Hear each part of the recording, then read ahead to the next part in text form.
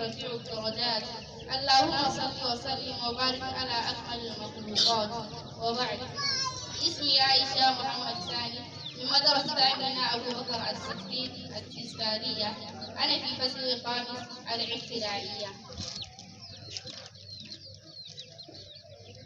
عباد الله، حديثنا اليوم عن الساعة ولحظة هاتم لا تتكرر سيمر بها كل فينا شاء أم أبى. إنها الساعة الموت والانتقال من الحياة الدنيا إلى الآخرة. قال الله تعالى: كل نفس ذائقة الموت، فساعة الموت ساعة لا يستطيع عهد طاعنا من كان أن يؤخرها عن نفسه أو غيره ولو بساعته حتى يتدارك ما فاته ويصحح من أوضاعه.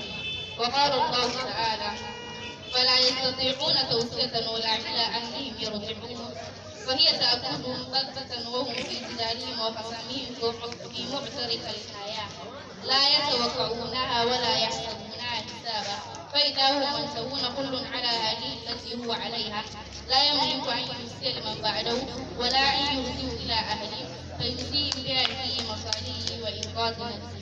قال الله تعالى في كتابه العظيم: كل نفس ذائقة الموت، يموت كل صغير وكبير، يموت كل أمير ووزير، يموت كل عزيز وحقير، يموت كل نبي وولي، يموت كل نبي ونبي، يموت كل زاهد وعابد، يموت كل مقر وجاهد، ولا يبقى إلا الواحد الماجد كل شيء هالك إلا وجهه. ومنه قول الشاعر: أتيت القبور فناديتها، فأين المعظم والمحتقر؟ وأين المذل بسلطانه؟ وأين العظيم إذا افتقر؟ فيا ساعي أن أناس مضوا على لك فيما مضى مختبر، تفانوا جميعا فما مكبرا، وماتوا جميعا ومات الكبر.